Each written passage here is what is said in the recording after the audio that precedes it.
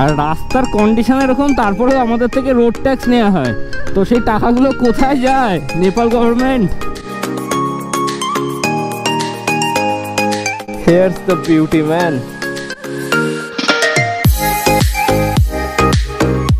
যেতে যেতে পথে পূর্ণিমা রাতে চাঁদ উঠেছিল গগনে। তো গাইজ এখন কিন্তু আমরা এসে গেছি হোটেলের পার্কিং লটে। দেখতে পাচ্ছ আমার গাড়ি কিন্তু ফুললি লোডেড, দাদাদের গাড়িও তাই। শুধু এখন চেন লুপ মারা হবে, হাওয়া একবার চেক করা হবে আর বেরিয়ে পড়বো।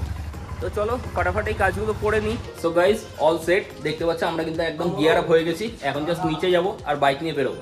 তার আগে চলো যেই হোটেলে ছিলাম সেই আঙ্কেলজির সাথে একবার কথা বলে নাও। आपका नाम बता दीजिए। हमारा नाम भरत राय है।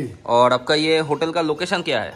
होटल लोकेशन ये ठमेल चासीबारी कलदा है, संजना गली। और आपका होटल का नाम? Hotel red planet. Red planet. ठीक है अंकल, बाय, फिर मिलेंगे। তো চলো গাইজ আঙ্কেলের সাথে কথা বলে নিলে। আর হোটেলের নাম, ফোন নাম্বার, ডিটেলস আমি সব ডেসক্রিপশন বক্সে দিয়ে দিয়েছি। তোমরা যদি এখানে কেউ আসো কাঠমান্ডুতে, এই জায়গাটায় এসে কিন্তু অবশ্যই থাকতে পারো। আর চলো এখন নিচে যাই, একবারে বাইকে বসে আবার কথা বলছি তোমাদের সাথে। সো গাইজ বেরোচ্ছি এখন আমরা। আর ঘড়িতে সময় হচ্ছে 10:42 আর কিলোমিটার হয়েছে 26,962। আর আজকে আমাদের ডেস্টিনেশন হচ্ছে পানি ট্যাঙ্কি। মানে পানি ট্যাঙ্কি হচ্ছে ইন্ডিয়া নেপালের বর্ডার। তো সেই বর্ডার আজকে ক্রস করব আর আজকে কিন্তু এন্টার করব ইন্ডিয়ায়। এইটা হচ্ছে পুরো কাঠমান্ডুর মার্কেট। আর একদম মার্কেটের মধ্যে কিন্তু আমাদের হোটেল ছিল, যেটা তোমাদের লাস্ট ব্লগে অলরেডি দেখিয়ে দিয়েছি। আর কাঠমান্ডুর নাইট লাইফ, কাঠমান্ডু আমরা কি ভালোভাবে এক্সপ্লোর করেছি সেগুলো যদি তোমরা দেখে না থাকো, ডেসক্রিপশনে লিঙ্ক দেওয়া আছে, অবশ্যই আগের ব্লগটা কিন্তু চেক করে নিও। সো এখন কাঠমান্ডুর একটা পেট্রোল পাম্প থেকে ফুল ট্যাঙ্ক করে নিচ্ছি। আর এখানে তেলের দাম হচ্ছে 170 টাকা নেপালিতে। সো ফুল ট্যাঙ্ক করে বেরিয়ে পড়লাম। আর এখানে ফুল ট্যাঙ্ক করতে আমার খরচা পড়লো হচ্ছে নেপালিতে 1100 টাকা। এখানে দেখতে পাচ্ছ আশেপাশে এত গাড়ি রয়েছে, কিন্তু ইন্ডিয়ান নাম্বার প্লেটের, ওয়েস্ট বেঙ্গলের নাম্বার প্লেটের কিন্তু শুধু আমাদের এই দুটো গাড়িই রয়েছে। আর আমরা যখন যাই সবাই আমাদের দিকে ঘুরে ঘুরে তাকায়, এটাই ভালো লাগে। বাট নেপালের মতো এত সুন্দর একটা দেশকে আজকেই কিন্তু আমরা বিদায় জানাচ্ছি। যদিও আজকে পুরো রাইডটাই তোমরা দেখবে নেপালে পুরো পাহাড়ের মধ্যে দিয়েই। কাঠমান্ডু হোটেল থেকে বেরোনোর পরে অলমোস্ট আমরা 30-35 কিলোমিটার কভার করে নিয়েছি, কিন্তু তারপরেও রাস্তায় জ্যাম রয়েছে। যদিও রাস্তার কোয়ালিটি এখনো পর্যন্ত তো খারাপ প্যাচ কোথাও পাইনি সেরকম। এই রাস্তাটা কিন্তু বেশ সরু আর একদম শার্প টার্ন রয়েছে।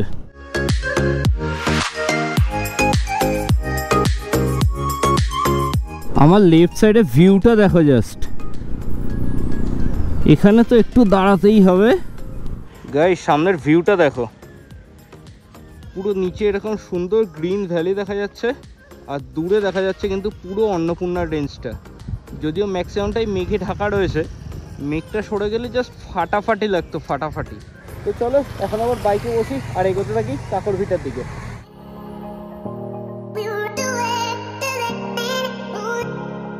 ये कौन सा जगह है?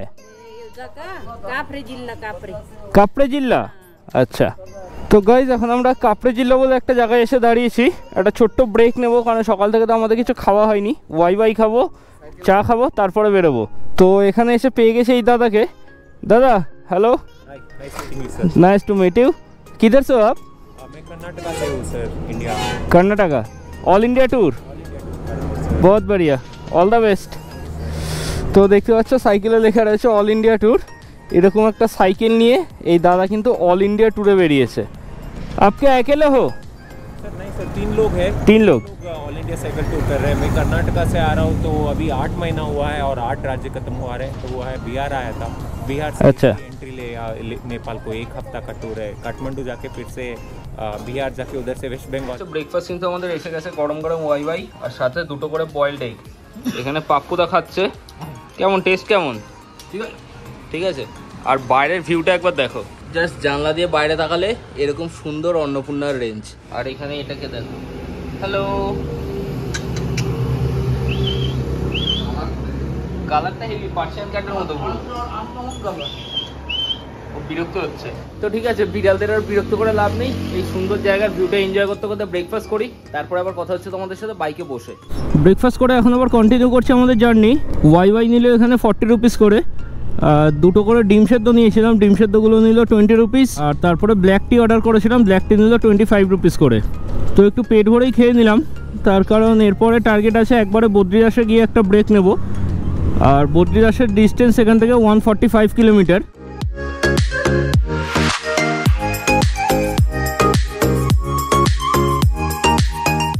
সামনের এই সুমোটা থেকে তখন থেকে একবার বাদামের খোসা, একবার লজেন্সের প্যাকেট, যা পারছে ফেলে যাচ্ছে, কখনো থুতু ফেলছে, এবার মালগুলো হেগে মুতে না দেয়।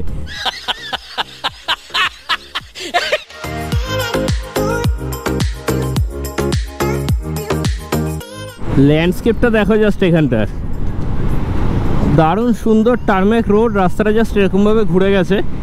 আর বাঁদিক দিয়ে বয়ে যাচ্ছে একটা নদী, নাম যদিও জানি না।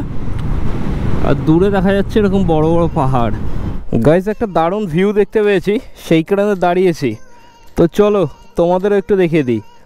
1 2 3, হেয়ার্স দ্য বিউটি ম্যান।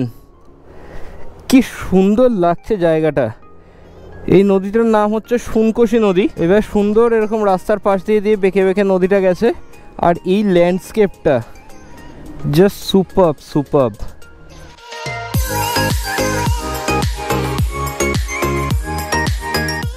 আমি এখন এসে পৌঁছলাম মূলকোট বলে একটা জায়গায়। আর এখান থেকে বদ্রিদাসের ডিস্টেন্স এখনো বাকি 94 কিলোমিটার।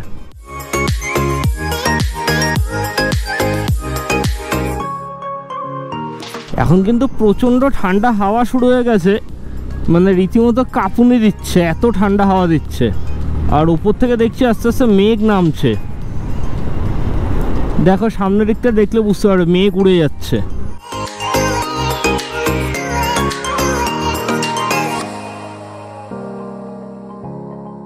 সামনের আকাশটা দেখো শুধু, পুরো গোল্ডেন কালার হয়ে রয়েছে। এই ভোরবেলা আর এই বিকেলবেলা এই দুটো টাইমে রাইড করার মজাটাই কিছু আলাদা থাকে, এই শুধুমাত্র আকাশটার জন্য।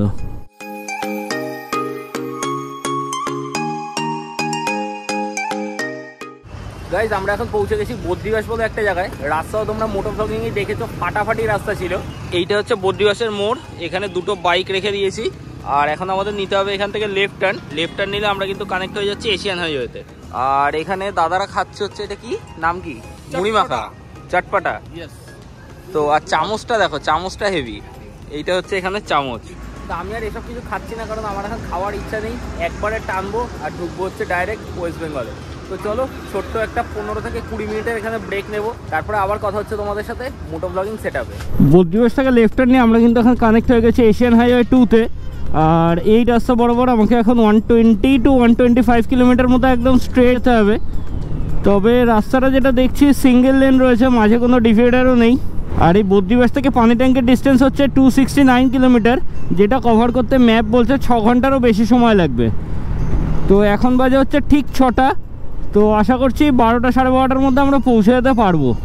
গাইস দেখে নাও, এইরকম হচ্ছে ইস্টার্ন হাইওয়ের অবস্থা। এটা নাকি হাইওয়ে। নেপালের যে রাস্তাঘাটের এরকম কেন অবস্থা কে জানে। একে তো এরকম বেকার রাস্তা, তার মধ্যে যে একটা ইন্ডিকেশন দেবে বা রেডিয়াম কিছু একটা থাকবে, কিচ্ছু নেই। জাস্ট দেখো তোমরা, এই যে এখানে লেখা রয়েছে নো এন্ট্রি, এটা দূর থেকে কে রাত্রিবেলা দেখতে পাবে। আজকে মনে হচ্ছে না আর বর্ডার পর্যন্ত পৌঁছাতে পারবো বলে, তার কারণ এই যে রাস্তার কন্ডিশন, এই রাস্তায় আর গাড়ি চালানোর কোনো ইচ্ছাই নেই। আর রাস্তার কন্ডিশন এরকম, তারপরেও আমাদের থেকে রোড ট্যাক্স নেওয়া হয়। তো সেই টাকাগুলো কোথায় যায়? নেপাল গভর্নমেন্ট। রোড ট্যাক্স বলে নেপাল গভর্নমেন্ট যে টাকাগুলো নিচ্ছে, সেই টাকাগুলো যদি রাস্তার কাজে নাও লাগাতে পারে, অ্যাটলিস্ট যেন একটু ইন্ডিকেশনের কিছু ব্যবস্থা করে। নাহলে রাত্রিবেলা এই রাস্তায় রাইড করা খুব কঠিন, খুব কঠিন। সো গাইজ আমরা এখন ক্রস করছি কুশি ব্রিজ, নিচ দিয়ে বয়ে যাচ্ছে কিন্তু কুশি রিভার। বাঁদিকে দেখতে পাচ্ছ এটা হচ্ছে একটা জলপ্রপাত কেন্দ্র, মানে ড্যাম এটা একটা। এখন ইন্ডিয়ান টাইম অনুযায়ী বাজে 10টা 2। নেপালের এই অন্ধকার রাস্তায় শুধু আমাদের এই দুটো বাইকই কিন্তু রাজত্ব করছে। পুরো রাস্তা দেখো ঘুটঘুটে অন্ধকার, চারিপাশে পুরো অন্ধকার, কি আছে কিচ্ছু বোঝা যাচ্ছে না। গাইজ এখন তো রাস্তা ভালো পেয়ে গেছে, কিন্তু একটা প্রবলেম হয়েছে, দাদাদের গাড়িতে আর তেল নেই। ওদের গাড়িতে দুটো জেরিকেন ছিল, সেগুলোও পুরো ফাঁকা হয়ে গেছে।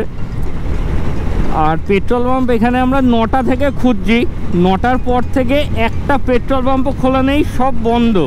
যেতে যেতে পথে পূর্ণিমা রাতে চাঁদ উঠেছিল গগনে। এখন ফুল মসজিদে ভাই, এত সুন্দর রাস্তা, ঘোড়া তো আর দাঁড়াতেই চাইছে না। তো এখন বাজে 10:34 ইন্ডিয়ান টাইম অনুযায়ী। ফাইনালি এখানে একটা পেট্রোল পাম্প পেয়েছিলাম, কিন্তু এখানে শুধু ডিজেল আছে। সো গাইস, দেখে তো বুঝতেই পারছো আমরা এখন এসে গেছি রুমে। আর এই জায়গাটার নাম হচ্ছে ইটারি। হোটেলের নামটা তোমাদের একটু দেখিয়ে দিই। এখানে হোটেলের নাম, ফোন নাম্বার সমস্ত কিছু দেওয়া রয়েছে, তোমরা একবার চেক করে নিতে পারো। আর চলো চট করে একটা রুম টুরও তোমাদের দিয়ে দিই। এরকম হচ্ছে পুরো রুম। এখানে সৌমেনদা শুয়ে পড়েছে, এসে খুব টায়ার্ড, প্রচন্ড জার্নি হয়েছে। পাপ্পুদাও রেস্ট নিচ্ছে। আর ঘরের অবস্থা কিছুটা এরকম।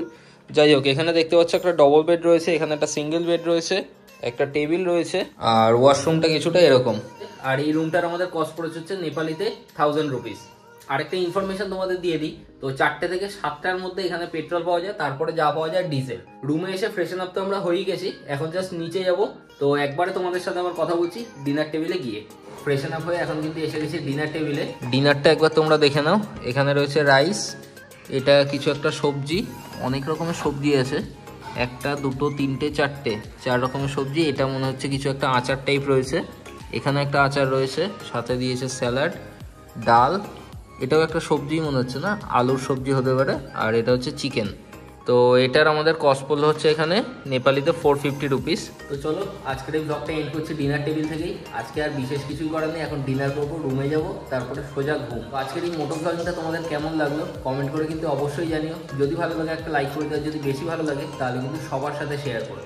আর এই চ্যানেলে তোমরা যদি কেউ নতুন এসে থাকো তাহলে কিন্তু অবশ্যই সাবস্ক্রাইব করে নিও। আর এই সিরিজটা যদি কেউ ফার্স্ট টাইম দেখে থাকো তাহলে তাদেরকে রিকোয়েস্ট করবো আগের সিরিজগুলো অবশ্যই দেখে নিও, তাহলে এই সিরিজটার সাথে নিজেদেরকে রিলেট করতে অনেক সুবিধা হবে।